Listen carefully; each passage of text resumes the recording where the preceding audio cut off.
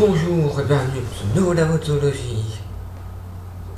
Reste-moi, je suis pas d'humeur parce que j'étais en vacances, j'étais tranquille.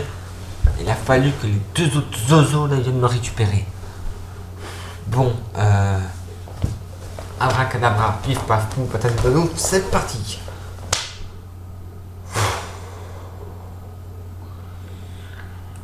J'en ai plein les bottes. Bon. Aujourd'hui, je vais vous parler de je ne sais pas quoi, je m'en tamponne l'arrêt. Bon, on va continuer sur le thème de la mort, parce que c'est la saison, je dirais. Enfin, c'est parti sur le thème. Youpi paraît beau corps, paraît de tuer. Aujourd'hui, on va parler de tout d'apparitions, de trucs qui font peur, qui font boum. Je parle bien sûr des fantômes, des spectres, des revenants. Joyeux Halloween avec je sais pas combien de mois d'avance.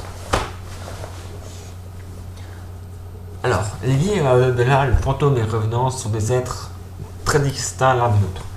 Car oui, issus du grec fantasma, qui donnèrent les mots fantastique, fantasme, fantaisie, le fantôme signifiant faire voir en apparence.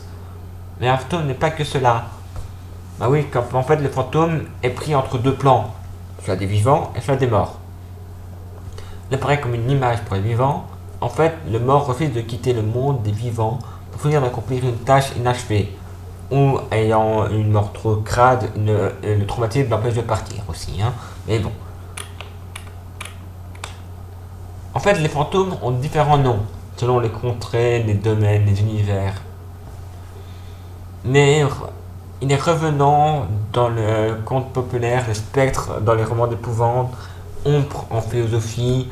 En psychanalyse, on parle de chimères ou de fantasmes, de visions dans les religions, d'apparitions ou d'esprits en littérature fantastique. En fait, il existe plusieurs versions concernant les revenants chez les Grecs, car le fantôme est l'âme d'un mort qui reste dans l'au-delà. Nommé alors les larvas pour les Romains, le fantôme est l'âme de celui qui n'a pas été inhumé sur les rites sacrés. Dans les religions, notamment le christianisme au Moyen-Âge, le fantôme sont souvent désignés comme des signes d'apparition de Satan sur Terre.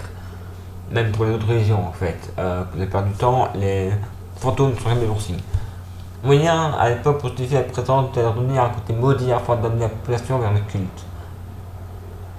Mais je parle de fantôme. C'est quoi la différence exacte entre un fantôme et un revenant? Alors, le fantôme est l'âme d'un mort restant sur Terre, dans un but précis, donc en punition. Cela se doit parce qu'il doit accomplir ou s'apprendre quelque chose qu'il n'a pas eu le temps de faire à cause d'une mort prématurée.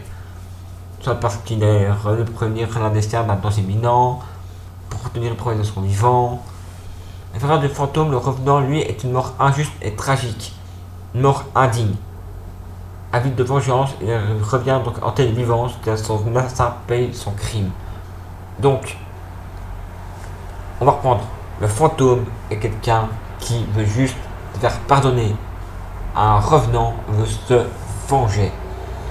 Justice, vengeance. Enfin, bonté, vengeance. Point. Libérer un revenant, c'est le seul moyen pour résoudre le problème, on va dire. Que oui, il faut l'aider, car étant enterré, ils ne peuvent pas agir directement. Heureusement, ils ne sont pas enclins à la communication avec les vivants, car ils n'acceptent que très rarement de nous parler. Soit fantôme revenant, les deux, ils effraient les vivants.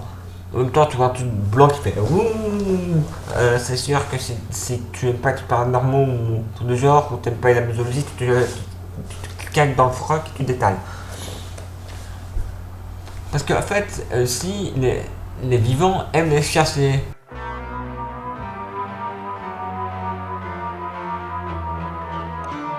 couper cette musique de Ghostbusters, bordel de merde. Difficile alors d'accomplir cette ultime tâche, bien que plus facile pour le fantôme, dans le but de l'aider. En fait, parfois les esprits n'ont que pour seul but de prier les vivants, de les maisons hantées. Ceci le fantôme est alors connu sous le nom d'esprit frappeur. Ces fantômes n'acceptent pas leur mort et restent sur Terre. Ils s'amusent alors à affrer tous ceux qui viennent vivre dans leur maison. Et c'est peut-être aussi pour quelque chose, sans doute un trésor, une personne. Ah non, que reviennent les morts pour pouvoir rester près de lui. n'acceptant pas l'idée de quitter cette personne qu'ils aiment ou de se séparer de leur trésor. C'est pas bien. On trouve dans la littérature, dans l'Odyssée d'Homère, le fantôme de Canterville, le fantôme de l'opéra, dans le théâtre, dans Macbeth et Hamlet. Dans le cinéma, le film le plus connu par les fantômes, c'est SOS Fantôme ou Brigade Fantôme. Mais si on peut parler de Casper en quelque sorte, Another, il y en a tellement que de l'éteindre dans Fantôme, Mantis et Revenant. Sur ce, je vous dis à bientôt pour un prochain épisode de Zoologie. Faites gaffe, il y a un truc bizarre derrière vous. Ciao!